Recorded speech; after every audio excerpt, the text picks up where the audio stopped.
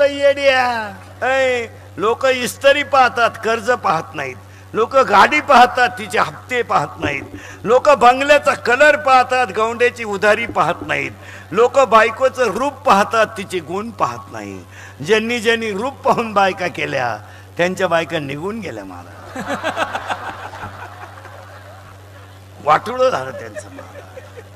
हो, कारण कारण 5 वर्षानं ह्या जग 5 वर्षानं ह्या जगात 2 गोष्टी मिळणार नाहीत महाराज. माती आणि मुलगी. माती आणि मुलगी मिळणारच नाही महाराज. हो, मिळणारच नाही. बायको माती आणि मुलगी मिळणार नाही. ज्यांना बायका मिळाल्या ते वाचले, पण जे राहिले ते आता. ज्यांचे लग्न राहिले ते राहिलेच आता. ते आता असेच गणपती बुडवाया, नवरदेव मिरवायला बजाव, पप्पी दे पारोला त्यांचं मिटलं.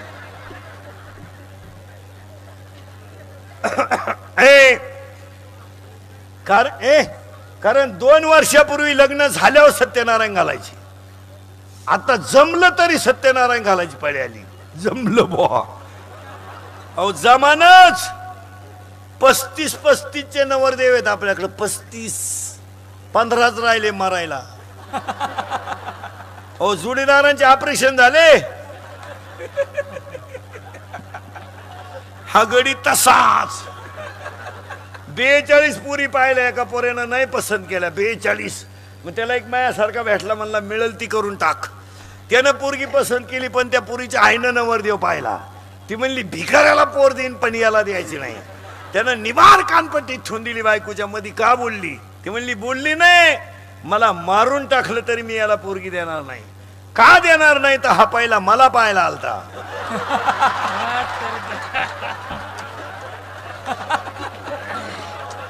याला नाही द्यायचं. नाही. हो, ज्यांचे लग्न राहिले ते राहिलेच आता. ऐका पुढं. लय मार्मिक आहे बरं. हा, एवढंच घेऊन जायचं कीर्तनातलं. माझ्या कीर्तनामधलं एक वाक्य नेलं ना, जीवनच बदललं महाराज. हा, पुढं वाक्य ऐका. मंदोदरी म्हणते खोटं बोलायचं नाही. इथं होतं आपण. आणि रावण म्हणतो मी एकादशी खोटं बोलू शकत नाही. मंदोदरी म्हणते तुम्हाला मंदोदरी म्हणते मला सौती किती. रावण म्हणतो 80,000. बायका होते 80,000. मग मंदोदरी म्हणते का हो, मला 80,000 सौती आहे, त्यातली तुम्हाला आवडते कोणती? रावणानं खाली मान घातली आणि काय म्हटलं माहिती का रावण, तुम्हाला असा प्रश्न का विचारते? कारण आता दुसऱ्याचं नाव घेतलं तर भांडण होईल. समोर मंदोदरी उभी आहे. ती म्हणते मग तुम्ही मला तुम्ही सांगत नाही, मग सांगा मला ज्या रामाची तुम्ही सीता लाडकी पळून आणली, ती पळून आणताना तुम्हाला लाज कशी वाटली नाही? तुम्ही लाडक्या बायकोचं नाव सांगत नाही, मग सांगा तुम्ही सीता आणल्यावर तुमची इच्छा का पूर्ण केली नाही? ऐका बारीक अख्ख्या कीर्तनाचा सार. अख्ख्या कीर्तनाचा सार ऐका. मंदोदरी म्हणते सांगा तुमची इच्छा तुम्ही का पूर्ण केली नाही? रावणानं मंदोदरीला सांगितलं, मंदोदरी मी माझी इच्छा आजही पूर्ण केली असती आणि कालही केली असती. सीता माझ्या ताब्यात, मी आकाश मार्गाने आणली. हनुमान येईल आणि लंका पेटवेल आणि मला भीती नाही. पण मंदोदरी म्हणते वेदाच्या गप्पा सांगू नका, तुम्ही तुमच्या इच्छी का पूर्ण केली नाही? रडला रावण महाराज, रडला. रावणाच्या डोळ्यातल्या पाण्याच्या धारा कळकळा खाली आल्या आणि रावणानं मंदोदरीला नवऱ्याचा हात तुटला, हात निडाय का, आणि तुटलेला हात हल्ला महाराज. तर तिनं त्या हाताला कागद आणि पेन दिला. कागद आणि पेन त्या तुटलेल्या हातानं त्या कागदावर लिहिलं, तुझ्या माहेरच्यानी माझा घात केला. शब्द परत नीट ऐका. इंद्रजिताचा घात करणारे त्याच्या बायकोच्या माहेरचे होते आणि इंद्रजिताला मारायची मीटिंग घेणारा त्याचा सक्का चुलता होता. तिनं तुटलेला हात घेतला आणि रावणा पुढे आली. रावण भयानक माणूस होता. मला बऱ्याच लोकांनी रावणाचा उरफाटा अभ्यास केला पण तेवढा विद्वान माणूस नव्हता. मला रावण रडायला लागला आणि रावणाच्या डोळ्यातल्या पाण्याच्या दारा खाली आल्या. माझी तरणी सून आहे, माझी तरणी सून विधवा झाली. ज्या दिवशी इंद्रजित मेला त्या दिवशी मी मेलो, पण माझ्या सुनेला हे सांगेल कोण?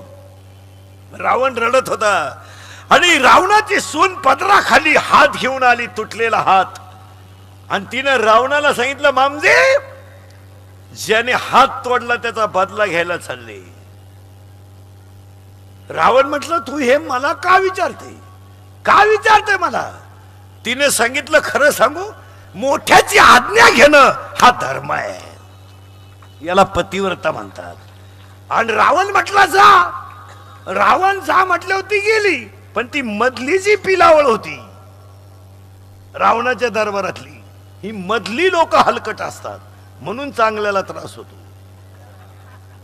ही मधली जी असतात, यांनी काय सांगितलं माहितीये का रावणाला? ऐका, ती मधली लोक म्हणली, का रे स्वतःला एवढा विद्वान समजतो, पण तुला कळत कसं नाही? तो तुझी विधवा झालेली सून रामाकडे पाठवली. अरे रामाची बायको तुझ्या ताब्यात आहे. उद्या जर रामाची बुद्धी बदलली, ही मधली लोक लय नालायक असते. वा वा वा. आणि उद्या जर रामाची बुद्धी बदलली आणि तो जर म्हणला माझी बायको आणून दे आणि तुझी सून घेऊन जाय, तर काय करशील? रावण काय म्हणला? मरेपर्यंत ध्यानात ठेवा, मरेपर्यंत. रावणाचं वाक्य आहे का? रावण म्हणतो, मूर्खा, ज्या राज्यात रामासारखा राजा आहे, ज्या राज्यात लक्ष्मणासारखा भाऊ आहे आणि ज्या राज्यात सीतेसारखी पतिव्रता आहे, त्या राज्यात स्त्रीवर अन्याय होणार नाही याची मला गॅरंटी आहे. आणि आता ऐका पुढचा शब्द, शत्रूला सुद्धा चांगलं म्हणणारा रावण. राम कोण आहे? त्याचा शत्रू आहे. शत्रूला सुद्धा चांगलं म्हणणारा रावण, पण त्याच्या भावाचा म्हणजे त्याचा मुलगा मारायला साठी मीटिंग घेणारा त्याचा सक्का भाऊ. अख्ख्या रात विचार करा, काय ठरवायचं ठरवा. पुढचं वाय एवढंच घेऊन जा कीर्तनातून आणि मरेपर्यंत पाठ करा. शत्रूला सुद्धा. महाराज मंदोदरीनं प्रश्न विचारला होता रावणाला, मला सवती किती, फक्त खोटं बोलायचं नाही. रावण म्हणला, मी आज खोटं नाही बोलणार, आज एकादशी. रावण एकादश धरीत होता. रावण एकादश धरीत होता. त्याची लंका सोन्याची होती.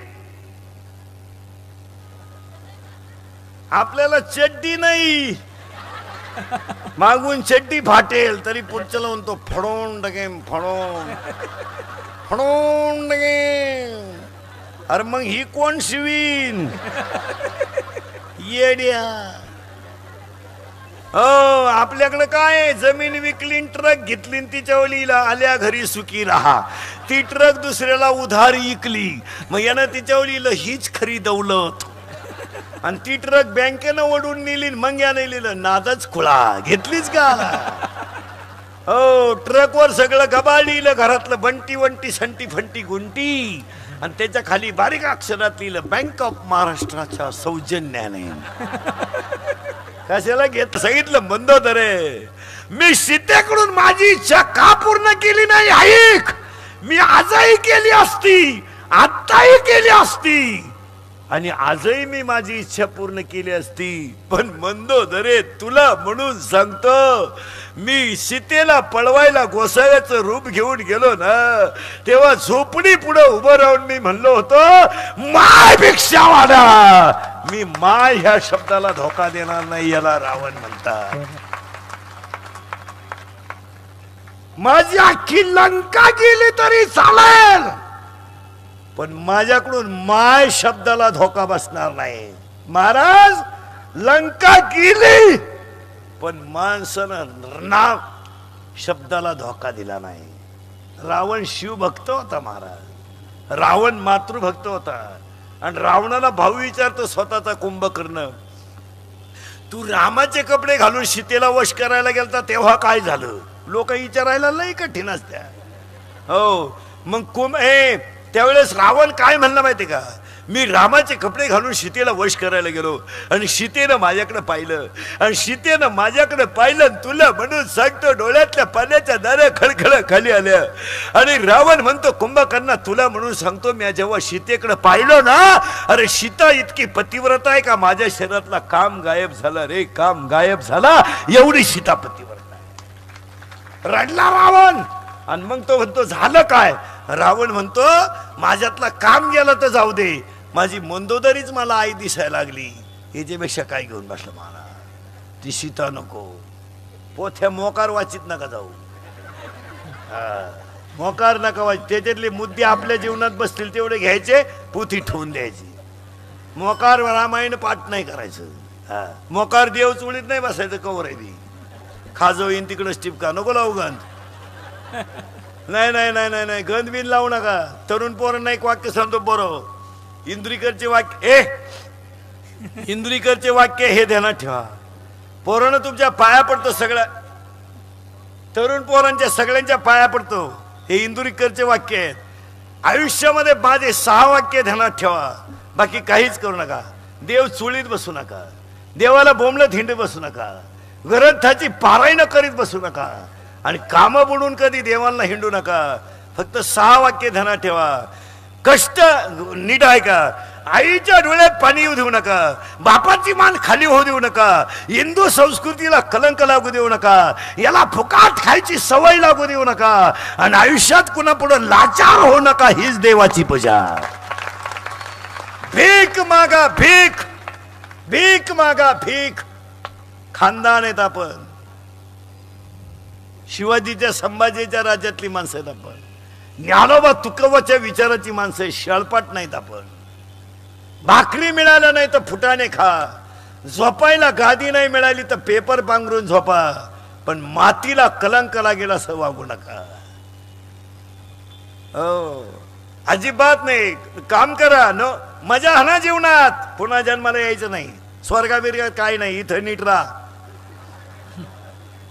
हो ऐका, बिभीषण म्हणजे फक्त 3च माणसं धोकादायक आहे की नाही, मित्र, भाऊबंद, पाहुणे रावळे. ऐका उदाहरण नीट, मोठ्याचं उदाहरण ऐका. 4,30,000 माणसं रावणाच्या घरात होती, 4,30,000. मग रावणाला कुपनावर साखर किती मिळत असेल? आणि आधार कार्ड काढायला मशीन किती लावावं लागले असतील?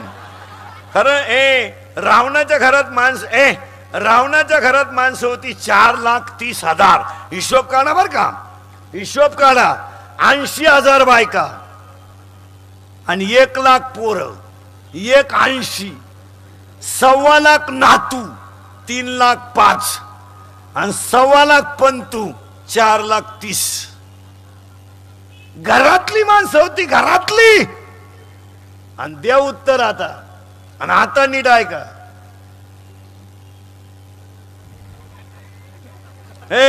रावणालाच मध्ये विक्षेप होतो, तुम्ही एका जागेवर थांबा.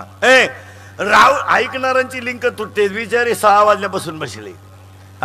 4,30,000 माणसं रावणाच्या घरात होती. आणि आता बारीक उत्तर ऐका, तुमच्या फिटच बसल पा. रावणाच्या मुलाचं नाव होतं इंद्रजित. आणि इंद्रजित म्हणजे त्याने 14 वेळा इंद्राला धरून आणलं होतं. आणि इंद्रजित जर मरत नाही तर रावण कधी हटत नाही, मरेपर्यंत ध्यानात ठेवा. आणि इंद्रजित कसा मारायचा इंद्रजित कसा मारायचा हे त्याच्या चुलत्यालाच माहित होतं. फक्त मरेपर्यंत ध्यानात ठेवा, इंद्रजित कसा मारायचा हे त्याच्या चुलत्यालाच माहित होतं. आणि तो होता बिभीषण, सक्का सक्का चुलता सक्का. आणि मग बिभीषणानं, नीट ऐका, बिभीषणानं रामाची लक्ष्मणाची गाठ घेतली.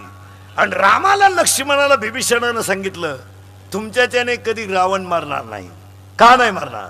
त्यांनी सांगितलं इंद्रजित जर मरत नाही तर रावण मरत नाही, कारण इंद्रजिताच्या जीवावरच रावण आहे. मग इंद्रजित कसा मारायचा? तर त्यांना आयडिया सांगितली. ऐका, इंद्रजिताला जर मारायचं असेल तर त्याला 14 वर्ष अन्न न खालेला आणि पत्नी असून विषय सुख न घेतलेला माणूस पाहिजे, आणि तो फक्त तुमच्यातच येईल. राम आणि लक्ष्मण. आणि तुम्हाला एकच काम आहे म्हणले, इंद्रजिताचा हात असा आहे महाराज, त्याच्या हातामध्ये जर बाण आला आणि त्यानं जर धनुष्याला बाण लावला, महाराज समोरचा मेला म्हणून समजा. चुलत्यानं पुतण्याला मारायची मीटिंग घेतली. चुलत्यानं सख्या आणि पुतण्या मारायचा. तर मीटिंग फायनल झाली आणि मीटिंग मध्ये असं ठरलं, इंद्रजितानं सांगितलं, फक्त बिभीषणानं सांगितलं रामाला आणि लक्ष्मणाला, जर त्याच्या हातामध्ये बाण आला तर तुमचा सुद्धा कार्यक्रम होईल, फक्त त्याच्या हातात बाण येता कामा नये. इंद्रजितानं पाठीमाग हात घातला महाराज, आणि इंद्रजितानं भात्यातून बाण काढायला पाठीमाग हात केला. समोरून असा बाण आला महाराज की इंद्रजिताचा हात खवटापासून उडाला, आणि उडालेला हात अंगणात जाऊन पडला. तर त्याच्या घरामध्ये बायको होती, घरातच पडला. त्याच्या घरातली बायको होती सुलोचना, आणि ती रावणाची सून होती. आणि पुढे जाऊन सांगतो, रावणाची सून पतिव्रता होती. तिनं तुटलेला हात पाहिला, आणि रावणाची सून म्हणते, ज्यानं इंद्र धरून आणला होता, त्याचा हात उडवण्याची डिरिंग केली कोणी असेल, तिच्याच घरचे होते. हात हल्ला महाराज, आणि हात हल्ला, पत्नी उभी राहिली. हल्लेला हात काय म्हणतोय हे तिला कळलं. हिला पतिव्रता म्हणतात. नवऱ्याला काय लागतं हे तिला कळलं, तिला पतिव्रता म्हणतात. अख्खा नवरा पुढे उभा आहे, तरी बाई म्हणते चहा ठेवू का? मग का राखेल बाजी दे का त्याला? काय समजत नाही. तू आंघोळ करून आला आहे, तू म्हणती चहा ठेवू का? मग का उतार देती का त्याला सकाळी? जेवून नवरा उठला आणि ती म्हणती पाणी प्यायचंय का? मग जेवल्यावर काय भेटत? महाराज अख्खा नवरा उभा आहे, अख्खा नवरा, तरी बायको म्हणते काय करायचंय?